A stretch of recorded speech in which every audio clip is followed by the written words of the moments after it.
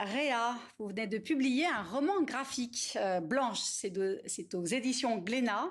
C'est à la fois un récit très personnel, c'est l'histoire de votre mère et donc la vôtre, mais vous racontez bien au-delà de votre histoire ces années SIDA, cette période que l'on a presque oubliée ici en France et même en Europe. Vous commencez d'ailleurs votre BD en expliquant que votre mère a des habitudes que vous ne compreniez pas, des manies qui cachaient en fait une histoire que vous ne soupçonniez pas. Oui, exactement. En fait, ma mère nous a annoncé sa séropositivité à la fin de l'adolescence avec mon frère jumeau. On n'était pas du tout au courant.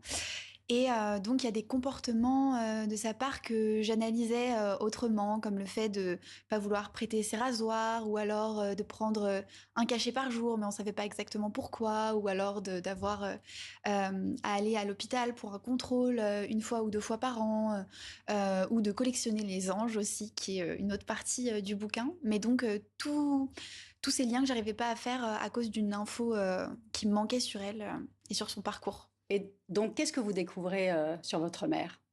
Et donc, en fait, je découvre à la fin de l'adolescence que ma mère est porteuse du VIH depuis ses 19 ans. Euh, En fait, elle a été du coup contaminée. Elle faisait partie des premiers cas, en fait, dans les années 80, en 87 pour être précise. Il y avait 1500, 2000 cas à l'époque. Donc je découvre ça, je découvre aussi son passé avec les addictions et notamment l'héroïne et toute une réalité aussi derrière avec un virus. Oui, et puis vous découvrez ces années 80, 90 où cette maladie, le sida, n'était pas bien connue. Enfin, c'était Mm. même totalement méconnu. Ça a été vraiment une période vraiment très difficile pour cette génération-là. Est-ce qu'aujourd'hui, vous avez encore conscience de ce qui s'est passé à ce moment-là ou est-ce que votre génération a totalement zappé, comme on dit, cette période? En fait, justement, moi, je faisais partie de cette génération qui on savait pas grand-chose en fait de ce virus, considérait que bon, c'était un virus un peu rétro, un peu vintage quelque part, et puis voilà, qui était associé au passé, et au-delà de ça, une méconnaissance totale parce qu'en fait, on a dû en parler peut-être aller 10 minutes en SVT, et puis point final, pas vraiment d'éducation là-dessus. Aujourd'hui, pour votre génération, ça n'existe plus, le sida? Je pense que c'est pas que ça n'existe plus, c'est peut-être que ça fait moins peur, peut-être pour beaucoup de jeunes de mon âge. C'est surtout ça, ouais. Votre mère vous révèle sa séropositivité lorsque vous êtes adolescente. Pourquoi l'adolescence? Qu'est-ce qui se passe à ce moment-là? En fait, je pense que c'est un livre qui, au-delà de parler du VIH, parle de la relation mère-fille.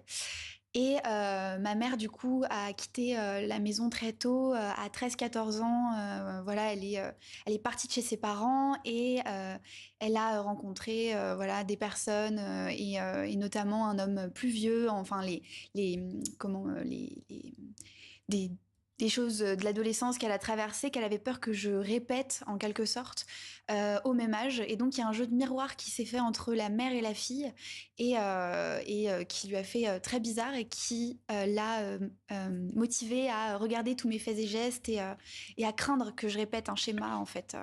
Alors, vous insistez aussi sur la différence entre être porteur du virus et le sida. Est-ce que vous voulez bien nous expliquer? Parce que je ne suis pas sûre qu'encore aujourd'hui, on fasse bien le distinguo. Oui, en fait, moi-même d'ailleurs, au début, quand je connaissais rien sur ce virus, je pensais que VIH et SIDA c'était la même chose, alors qu'en fait, être porteuse du VIH, c'est donc avoir du coup le virus en soi, être porteur. Le SIDA, c'est en fait le stade où on tombe malade, où on est en fait, on a nos défenses, notre système immunitaire qui est à plat et où on est plus à même de développer des maladies opportunistes. C'est pour ça que le terme malade est vraiment associé aux personnes qui ont le sida et non pas aux porteurs du VIH. Et alors, vous découvrez aussi la stigmatisation de ces personnes. Aujourd'hui, ça paraît fou. Qu'est-ce que vous en avez pensé, vous?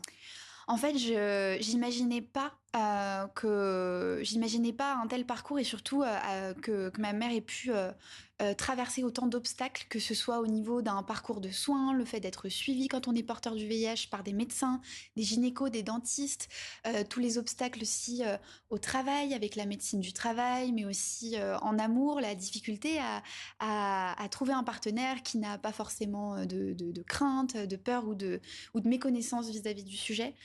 Tout ça, je l'ai découvert totalement. Et vous redécouvrez aussi votre mère, Oui, j'imagine. oui, oui, oui, Et cette force de caractère inouïe. c'est Elle ça. refuse la thérapie au départ. Oui, le premier traitement qu'on lui a proposé dans les années 80, elle l'a refusé, alors qu'on lui avait laissé donc 5 ans à vivre à l'époque. Elle sentait que la médecine n'était peut-être pas prête au niveau des traitements. En tout cas, elle a fait le choix de refuser ce premier traitement-là. Euh, voilà. Alors, ce n'est pas votre premier roman graphique, puisque c'est maintenant comme ça qu'on le dit. Comment est-ce qu'on aborde une histoire personnelle? Est-ce que vous avez mis de la distance ou au contraire, vous avez été très fidèle dans la narration et dans les anecdotes?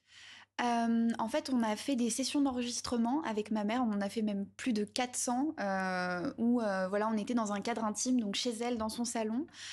Et je récupérais du coup tous ces enregistrements et je faisais un tri pour redigérer l'histoire et garder un fil conducteur. Donc j'ai dû forcément redigérer tout ça. Mais je pense que ce qui fait que l'album peut parfois aussi être drôle ou tendre ou avoir une certaine légèreté à des moments, c'est justement parce que j'imagine le parcours de ma mère par rapport à ce qu'elle m'en a raconté, je le remets en scène, et c'est ce qui peut-être permet cette mise à distance qui peut être agréable à la lecture, ouais. En tout cas, c'est excessivement tendre comme le regard que vous portez sur votre mère est vraiment très touchant. J'ai éprouvé beaucoup de plaisir à le lire. Merci Merci. encore à vous et bravo Maëlle Réa pour Blanche. Voilà, c'est aux éditions Glénat.